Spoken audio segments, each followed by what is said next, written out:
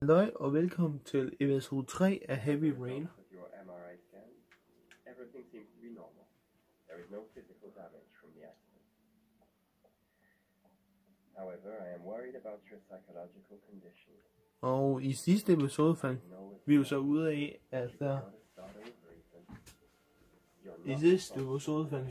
af, at vi også kunne spille som en eller anden kommissær.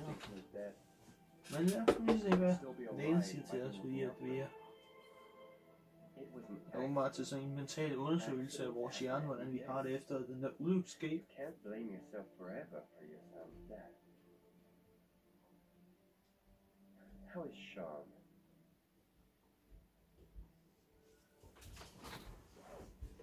He's a very solitary kid, you know, very focused within himself. He's really close to his mother. With me, he's more distant. And what about you, Ethan? What do you feel?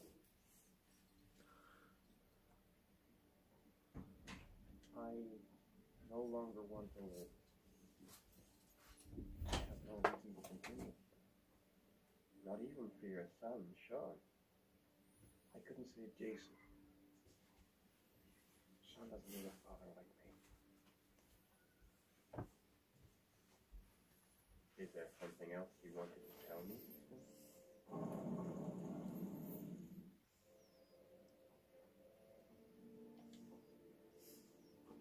I sometimes have these blackouts. Times when I don't know what I'm doing. I recover consciousness sometime later.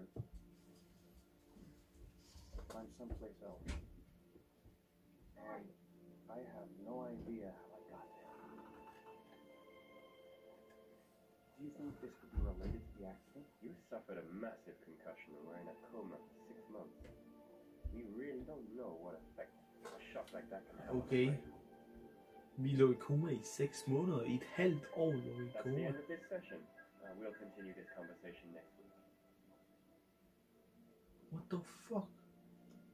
You were lucky, Ethan. It's very rare to survive such a traumatic accident.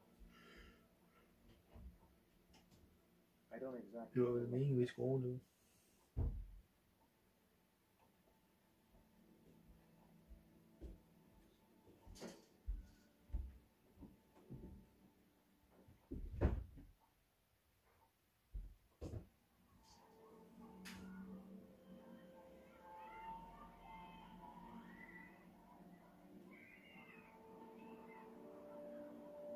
Aren't you gonna go play with the other kids?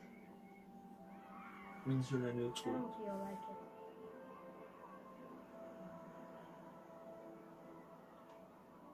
How did things go at school today? The teacher yelled at me for being late again. She's gonna send me home the next time it happens. Oh shit. I'm sorry about that, Sean. Next time, we'll really pull it together, okay? Poor Sean. He probably got into trouble at school because of it.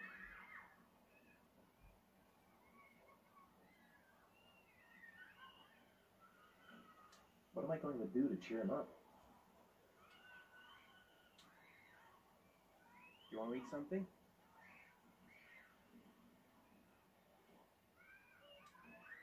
Is something the matter, Sean? No, I'm alright.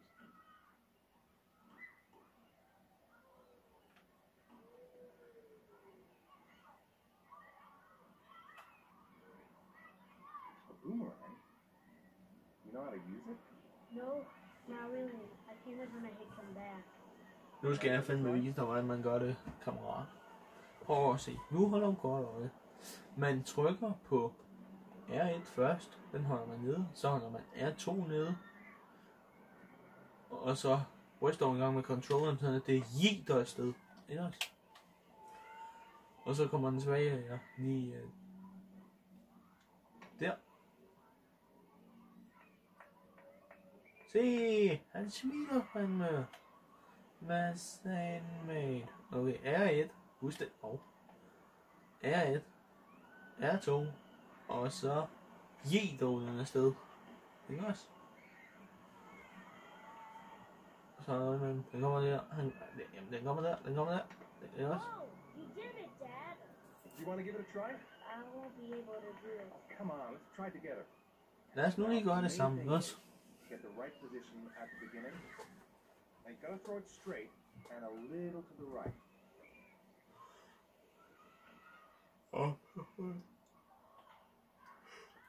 Tilbage med foden.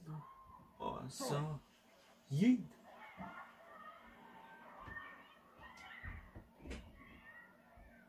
Er klar til at gribe den, mate? Du gjorde det sgu. I did it! I did it, Dad! Good job, Sean. See? That wasn't so hard. Hold i knæk halsen.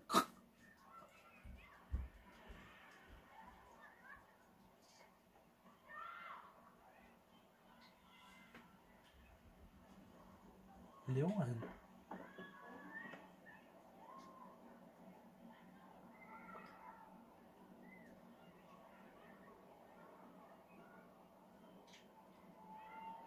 Nå.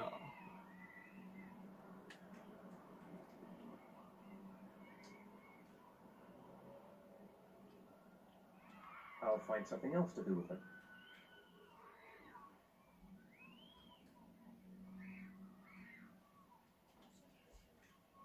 I haven't been on a seesaw in a long time. What do you think? Yeah!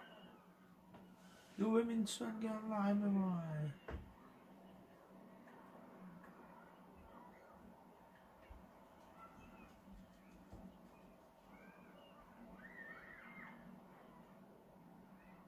Come on, Dad, make me fly!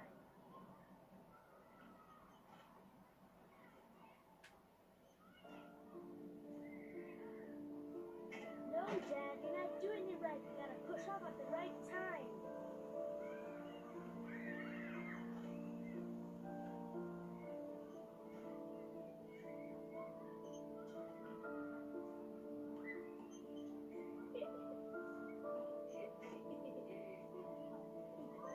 Min søn er glad nu.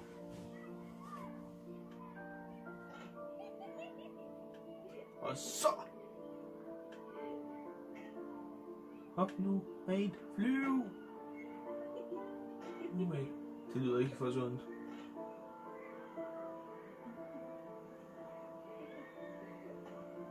Han smiler sgu til mig. Han smiler til mig, mate. Den lille mate der smiler sgu til mig.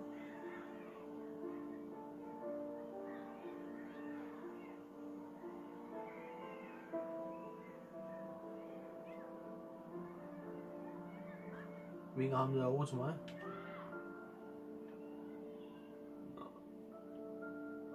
I'll find something else to do with it. Jeg får den på den der.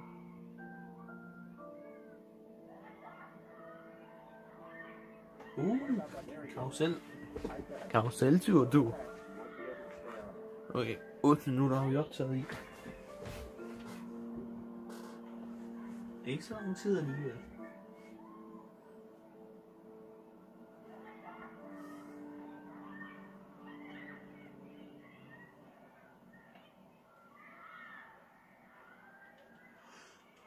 Så. Come on, Dad, as fast as you can. Kom nu! Kom nu! Faster! Men jeg kan jo ikke gøre det hurtigere. Jeg kan ikke gøre det hurtigere, vel? Mate, du griner sgu nu. Hvad sagde? Der står en ensom mand og sælger æbler. I think my head is spinning. Good training for astronauts, though. Men hvad fanden er være en astronaut? Hvad sagde?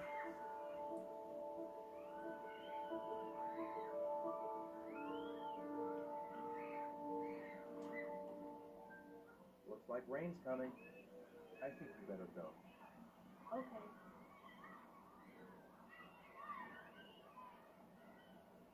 You That know, would- sometimes I remember before. I mean, when Jason was still here. Sometimes I wish everything could just be the way it was before. Me too, Sean. Me too.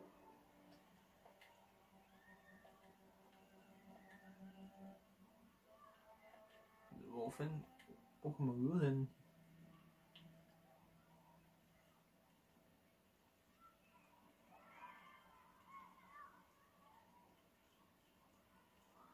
Kammerat, kan du ikke se, at jeg går her? Du er herinde. Park Hey, rules. Dad, can I have a ride on the carousel? Can I? Sure.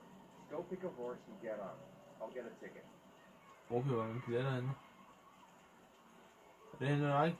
Kammerat, er det dig? Et slik. Nobody. Hvad er det, der ejer det her, eller hvad? Det er nok ham herovre.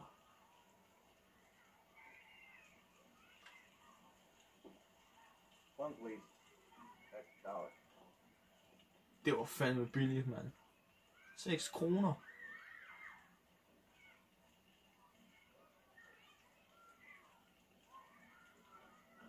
Så nu ser vi sgu min søn, der lige får en karuseltur.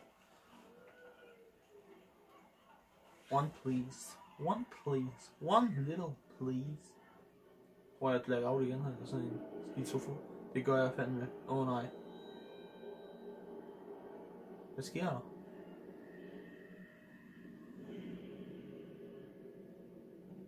Hvad sker der? Nej. No. Ej. Det nåede sgu da ikke dækning. Det døde sgu da ikke. Det er det samme sted hver gang. På Carnival Corner. East eller South eller North. Okay. Yeah. Yeesh.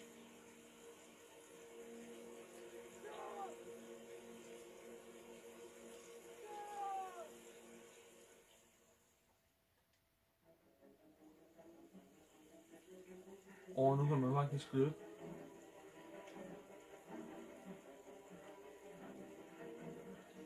Nej, hvor er min dreng? Hvor er han?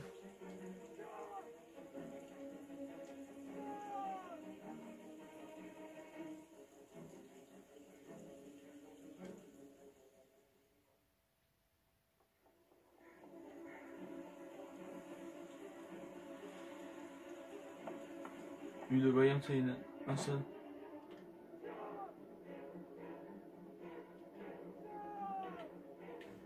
Jeg kan ikke se rundt.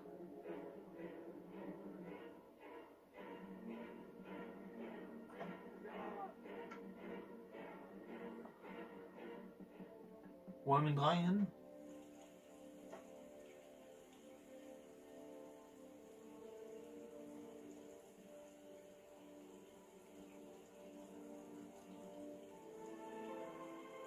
Nu er han også død, eller hvad? Hvor er min lille mate? Hvorfor har jeg stadig den der fucking ting i hånden, altså? Okay, slap af. Nu dør vi måske også. Vi dør alle sammen.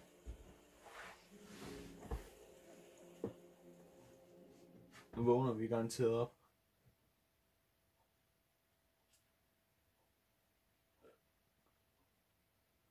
Ny bonus.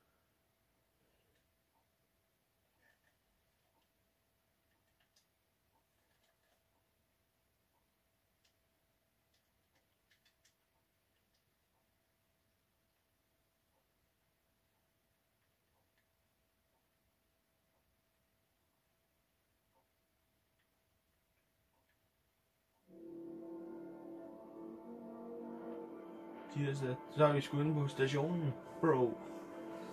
Så velkommen til hos politiet. Han sidder ind og en donut ham der. Er det gjort?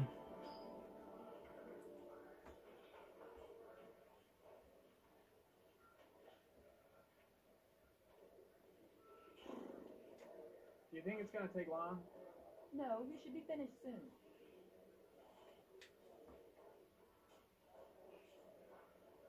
Så nu er jeg Norman igen.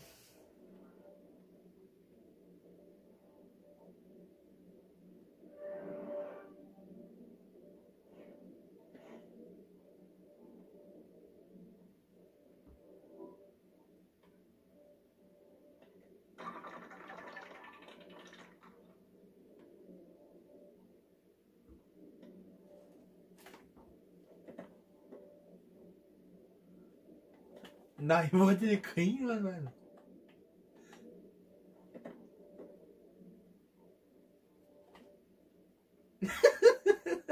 Om der betjente der fatter ikke en skid af, hvad fuck der sker.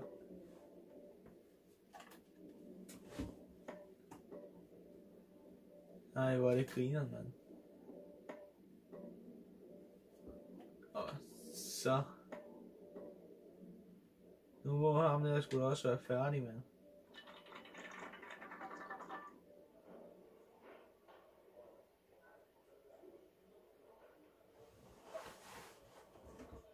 Men jeg gad nu vide, hvor fanden man får sådan noget udstyr der.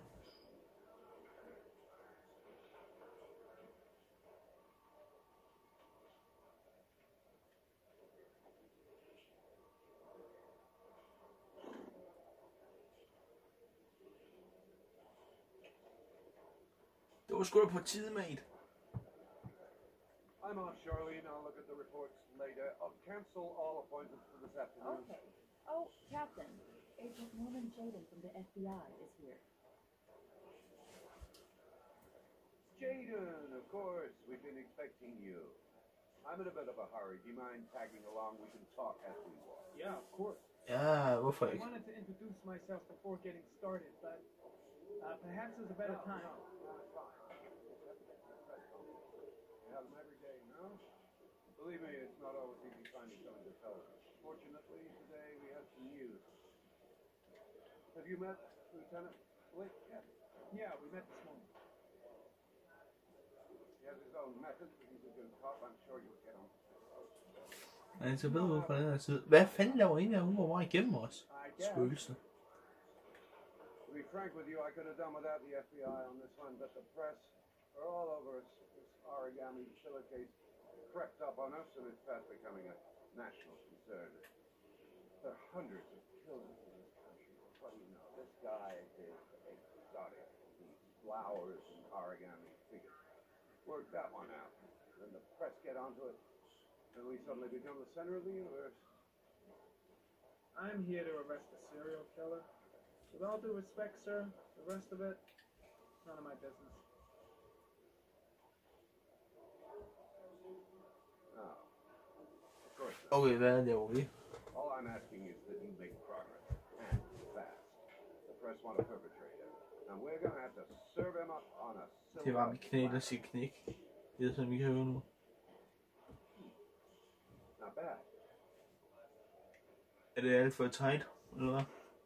Oh, go see Charlene. She'll show you to your office. Får jeg nu et Check in kontor? on the press conference if you're interested.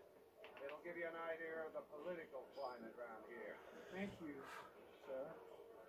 Welcome to the club, Jaden. Nu skal jeg måske arbejde for dem. Ej. Nå, lad os lige gå ned først lige at få fat i vores kontor.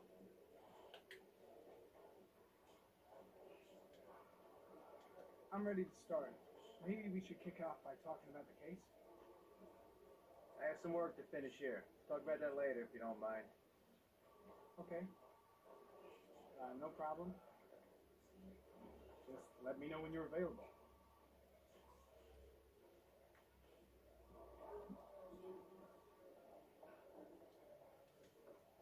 Nice watch.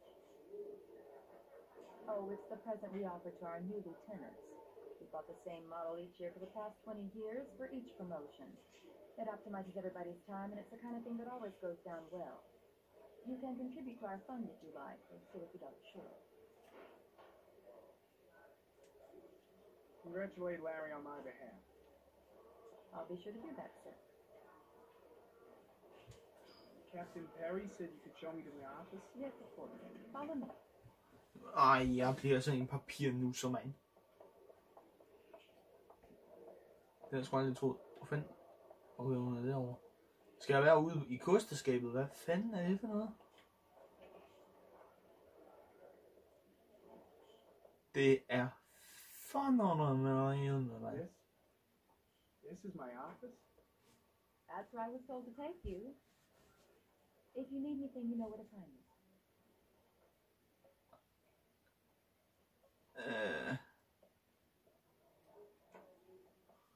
Ej, det er det kraftedeme også det mest.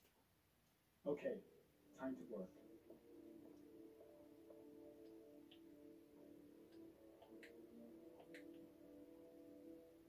No time to lose. Gotta get down to work. First, analyze the case files. De kan over i skuffen. De kan over. Hvor fanden er de skide mapper så?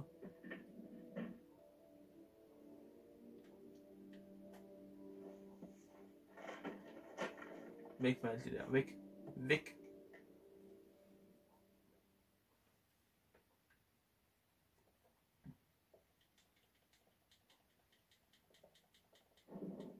Kan man ikke skubbe til de skide bord her?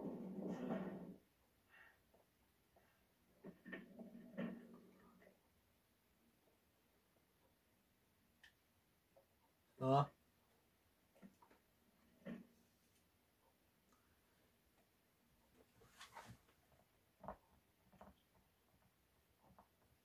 Hvorfor skal vi nu have de briller på igen?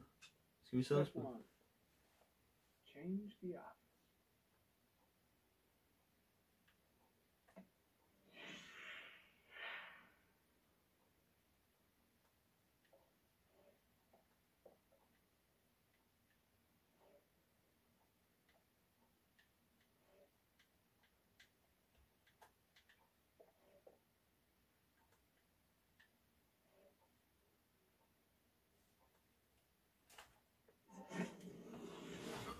Nej, hvor fint.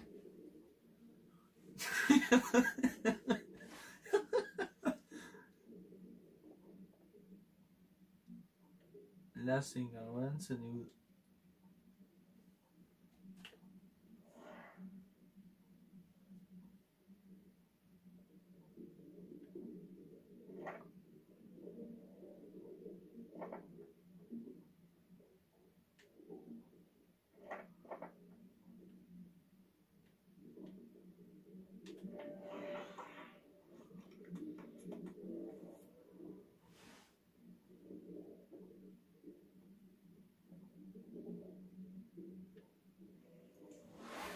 Lad os se, vi skal lige analysere sporene. Killer's car is probably a Chevrolet Malibu. Det er fandme nogle fede briller, så hun vil også have.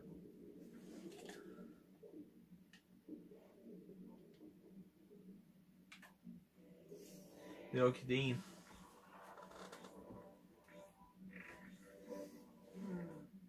Common species. That doesn't help much.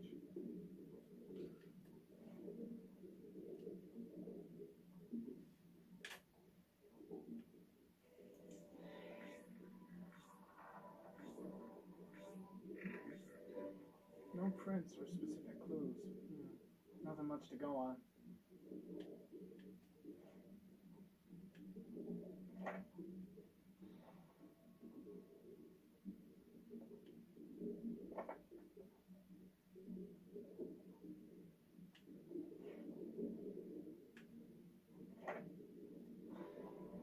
Just one origami store in town. Nice.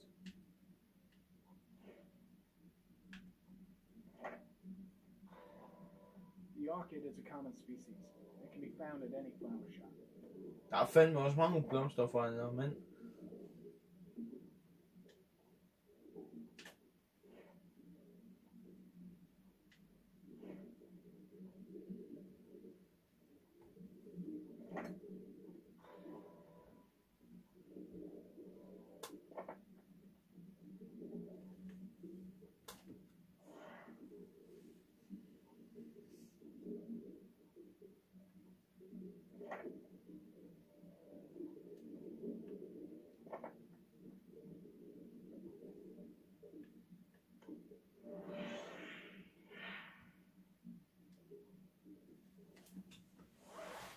Nå.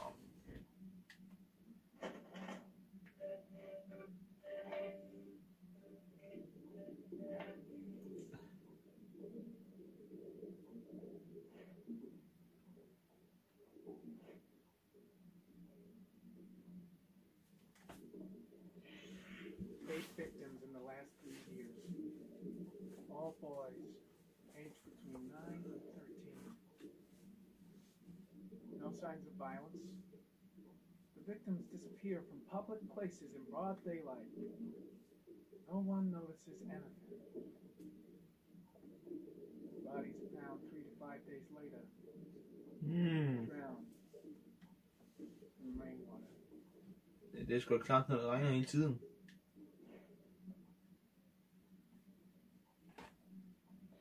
Nå, lad os se adfærdsmønster. An origami in the hand, orchid on the chest. The victims have always been dead for less than 6 hours when they were found, which means they remained alive for several days before being drowned. Of the 3,500 people questioned, over 100 suspects interrogated. Not a single lead. Det er meget spændende alt det her. Hør mig. Jeg laver lige en geoanalyse på det der. Der er ikke nok, der er ikke en skid. Ja, okay. Lad os da lige prøve den her.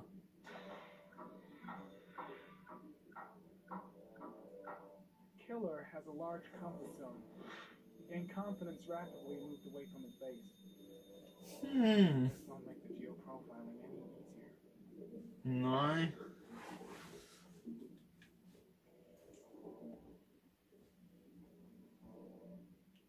Der er jernbanen jo. Vent lige lidt. There's always a railroad line adjacent to where the bodies Der er jernbanen overalt. and all the victims disappeared in the fall. Jeg tror, jeg gik ud af det. There is always a railroad line adjacent to where the bodies are found. Det gjorde jeg så ikke. And all the victims Ser vi det igen, for jeg så ikke det hele.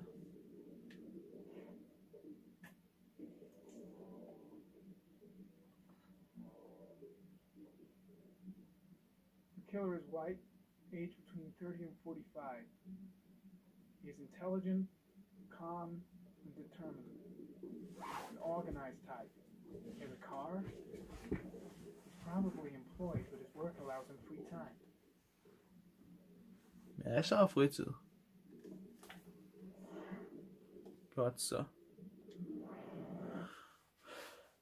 Så det vi ved om morderen er, at han har dræbt på forskellige steder. Og vi nu også et blackout som ham der. Nå. Men det er børn det hele. Så det vil også sige, at han er fucking pædofil. Nej. Nu stopper jeg. Det er han ikke. You gotta go wash my face. Hvordan fanden skal jeg vaske ansigtet igen? I need to take some. I'm afraid if I resist. That's all I know. I need it. I'll feel better. Brug for hvad? Hvad er brug for?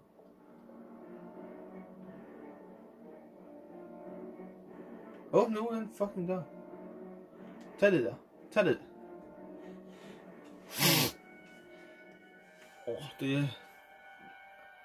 Det er drugs, man. Det er drugs. Jeg har lige taget det. Red mig nu. Der er bare ingen, der redder mig, eller hvad?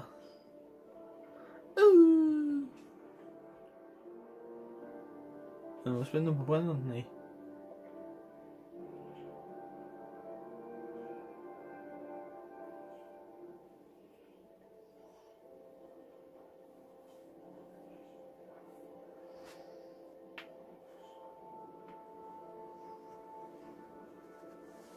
Er det ikke også?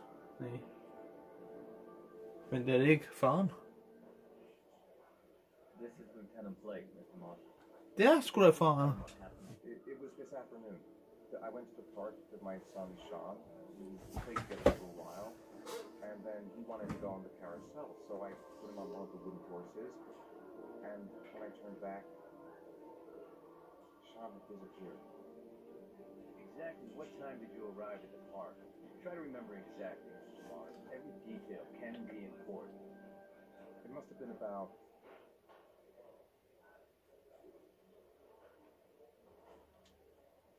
4:15. Yeah, that's it, 4:15. I remember exactly because I looked at the clock in the park when we arrived. What was your son wearing when he disappeared? He was wearing a coat.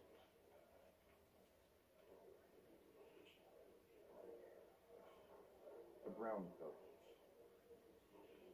And a pair of pants.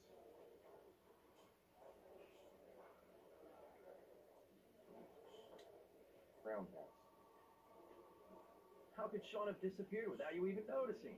Weren't you right by the carousel?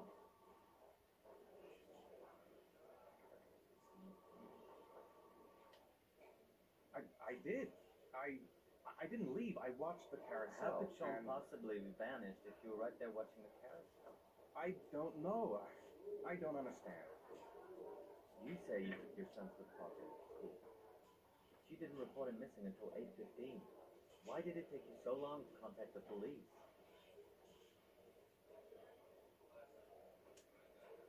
I searched the whole neighborhood for him. I thought he couldn't have gone far. All right. That's all the questions I have for now. You're free to go, Mr. Mars. We'll continue to look for Sean overnight. We'll contact you if we have any more Hvis questions. de finder min søn død, så græder jeg.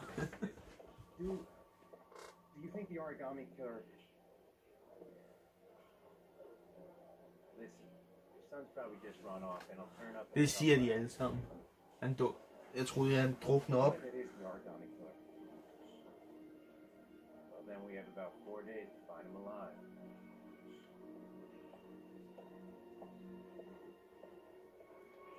Oh shit. Men hvad skete der med os inde på kontoret? Hvad fanden skete der med os? Er det ikke vores kone, det der? Did they find something?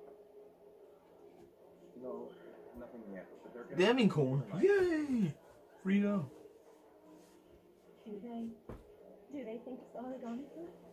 Nej. It's still too early to say. But it is a possibility. Hold kæft, det er sådan for en, mand. Hun mistede sin søn. How could you lose Sean like that? Det er jo ikke min skyld. Taking your eyes off him. I mean, for God's sake, how hard is it to keep your eye on a child in the park? Why did you leave him, Ethan? Why? Jeg efterlod ham ikke. Is it enough losing Jason? Gider du at slappe af? Ja.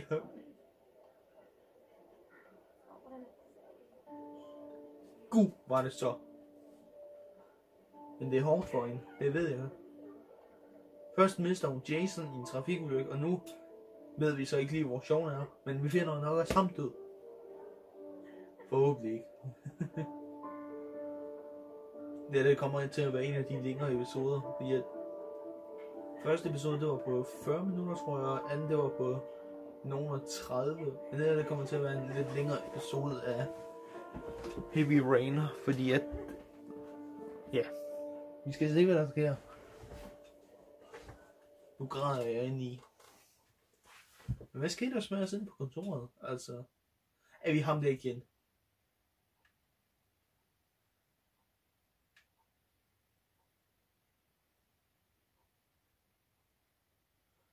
Det kan vi ikke kunne se. Men hvorfor skal jeg lave sådan en close-up? Nu går man ind i en butik.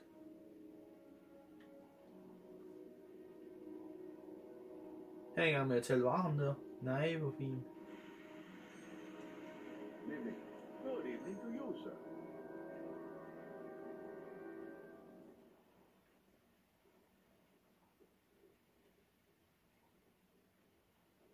Store's empty. Guess it's that time of day. Well, it's a good time for a quiet little talk.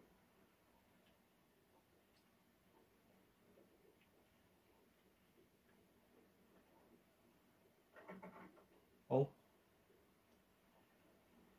det var ikke meningen. Det er medicinafdelingen, det her. Guy behind the counter? Never suppose that's him. Hej, hvem?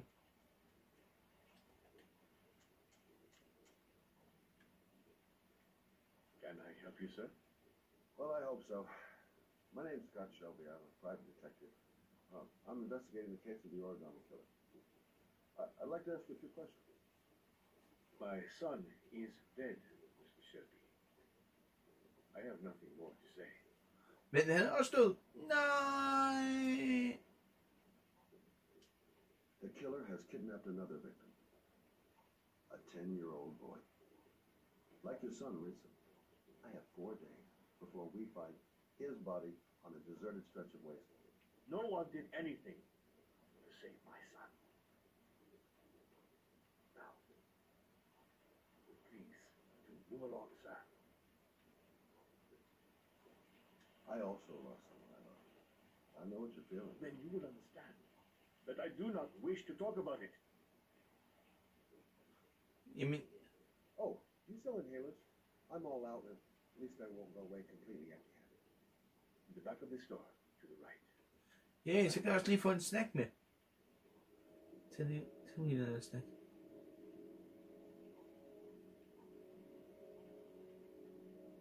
Okay, så man kan give ud af vinduet. Jeg troede faktisk, der var en snack.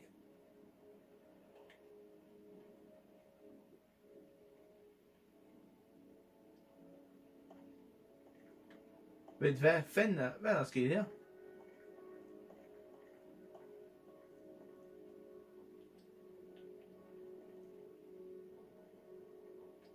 Hassan. Said he didn't want to talk.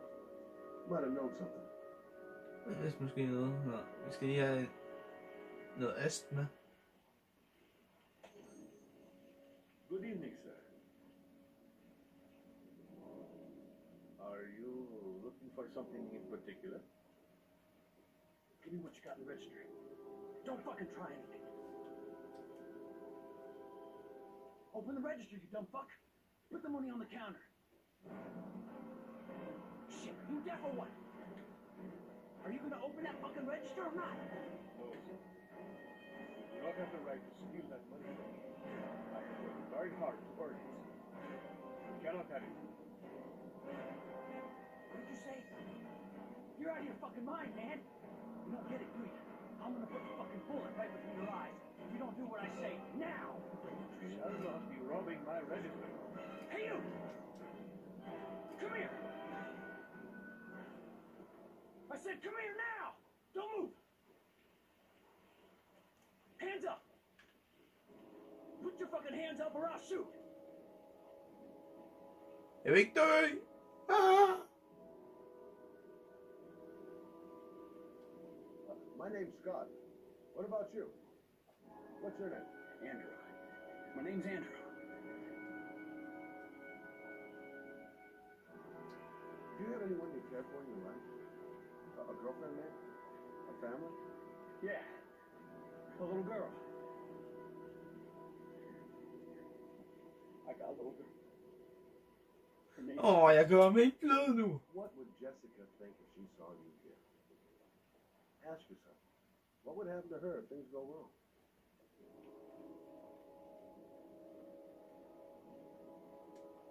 Don't panic, let's just stay calm. Nobody here wants to hurt you. No, we're all just gonna be cool, and everything will be alright. Yeah. I'm cool, man. Everything's gonna be all fucking right.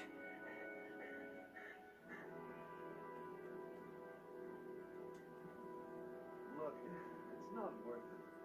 Det er så pissehamrende spændende. You giving me advice? I'll give you some fucking advice.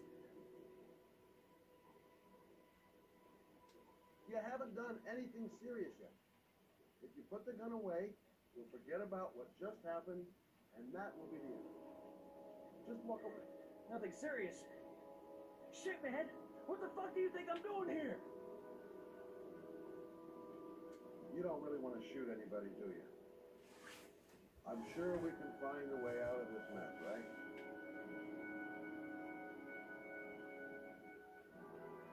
Nice try. For a second there, you almost had me believing all your shit.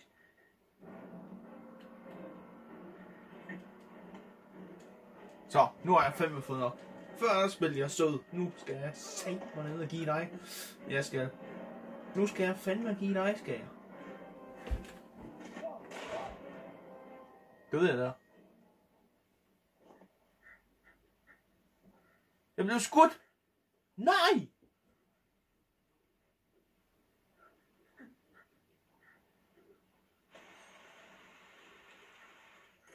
Shoot! Don't move, sir. I'll call for an ambulance. No, I'll be all right. Bullet just grazed my shoulder. Goddamn punk kid. Doesn't even know how to use it, Scott. Thank you for helping me. Oh shit.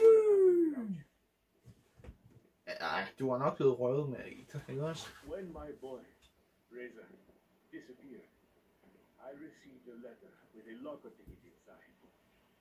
Inside the locker, I found this box. Hvad er det?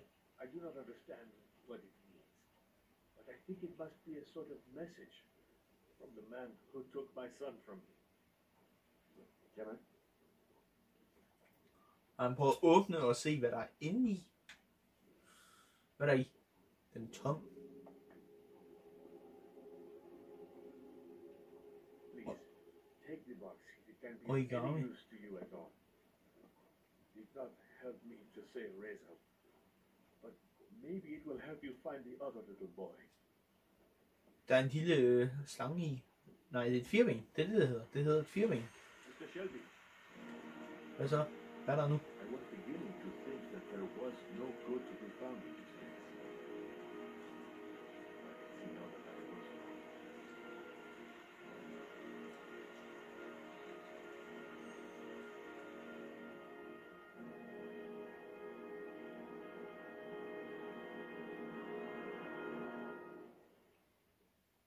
Ja, vel ja.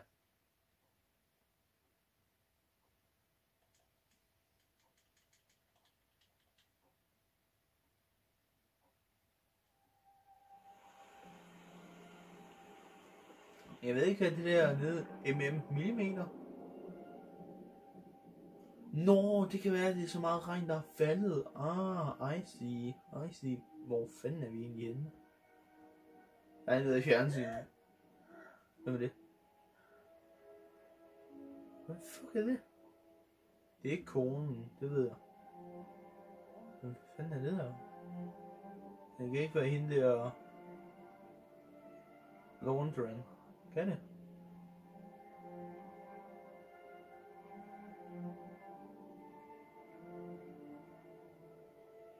Klokken er der mange.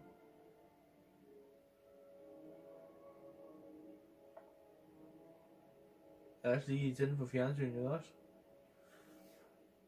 Så slukker vi da bare for det.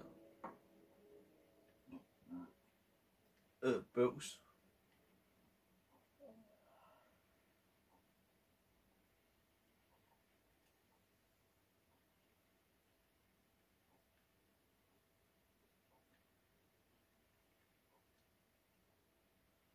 Og vi satte os igen. Jeg vælger.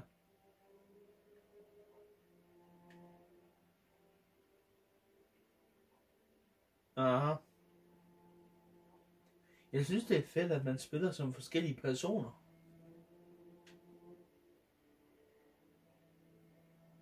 Okay, hvad fuck der var så nu?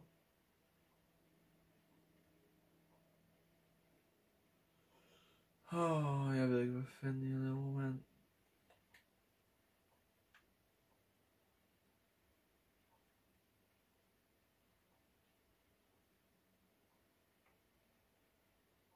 Shouldn't take those damn pills again.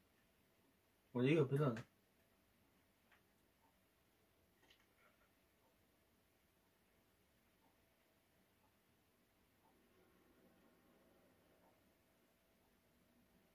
Ej, det er nøjeren.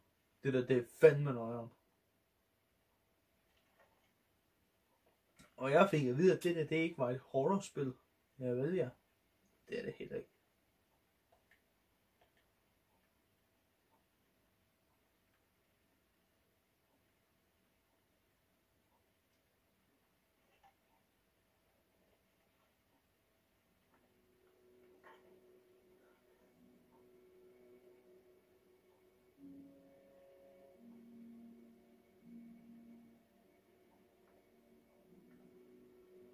Fuck, det er nøjeren, mand. Finder vi en så død der?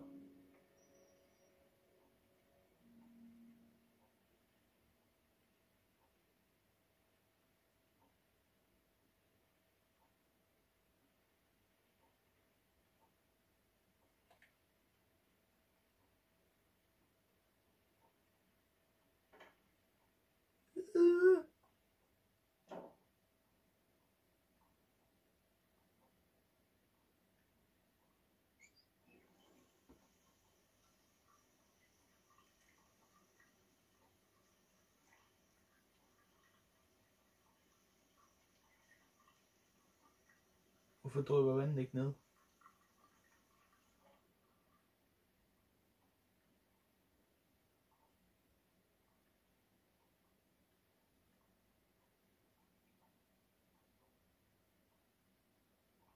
Ej, det er nøjere, mand. Ja, altså, hvis man skal tisse, så kan man ikke tisse. Jeg vil ikke dø, mens jeg sidder og tisser. Det vælger jeg simpelthen ikke.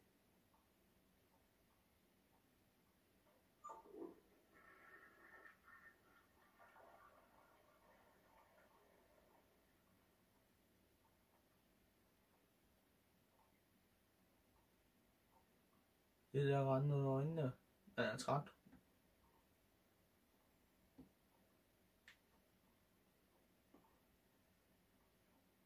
Der er en pille. Hvad er det for en pille? Hvad er det for en pille, som vi er i gang med at tage? Det er nøjere. Men jeg synes altså, at det er fedt, at man kan spille, som andre personer. Fuck et chok, jeg fik der. Hvad var det?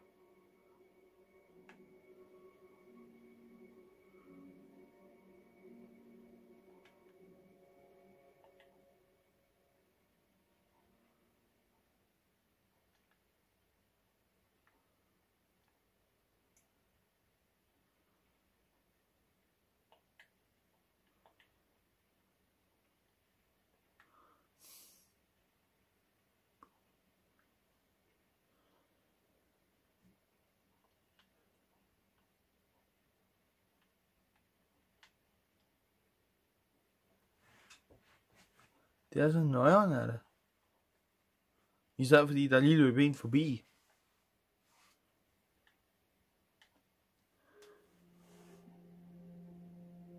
Det kan også godt være, at det...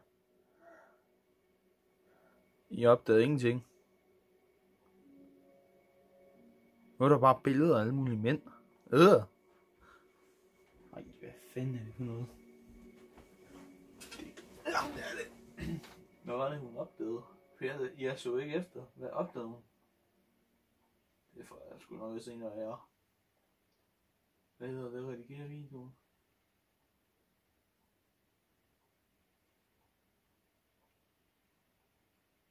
I swear the chatter just moved. It's freaking me out. Girl, get a grip. The door's locked tight, and you're home alone.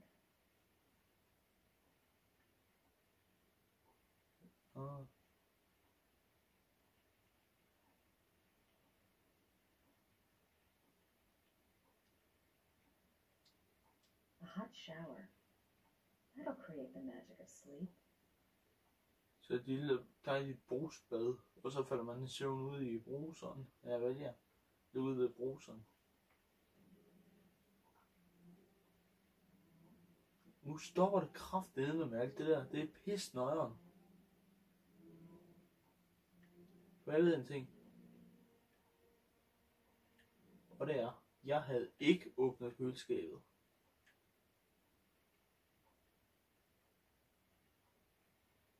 Nu dør jeg ikke, vel? Lad være med at være så nøjeren.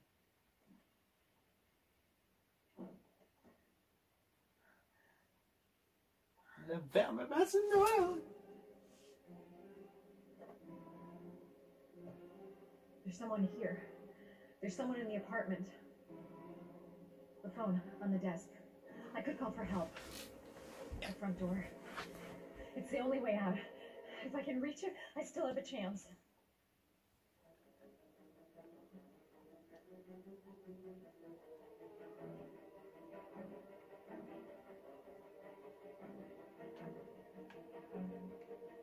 Den er væk.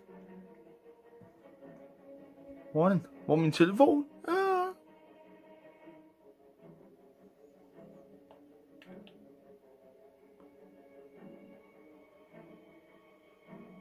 They must have got in while I was asleep.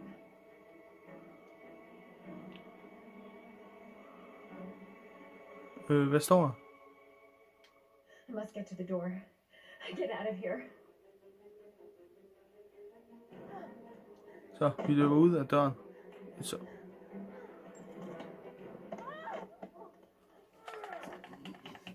nej. Jeg vil ikke dø. Jeg vil ikke dø. Det er en fucking nøjeren.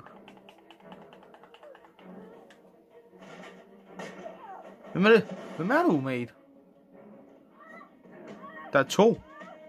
Eller hvad er det den samme? Nej. Lad være.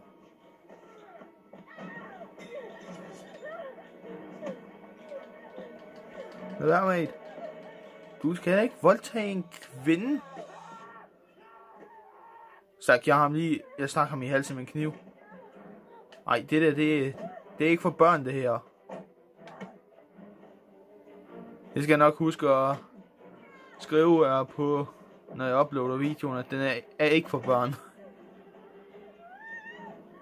Okay, hvor mange er der lige? Slap af.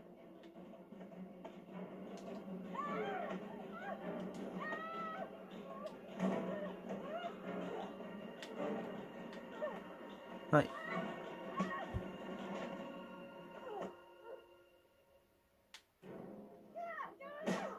Fuck off!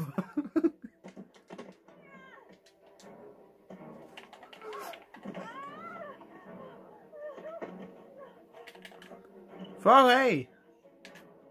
Whee! Løb. Oh shit. Nej! Fjernsyn! Nej!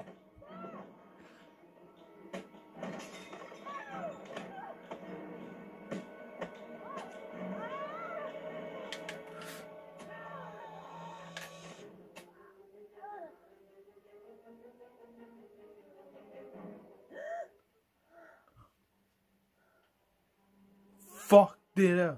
Det er nøjeren.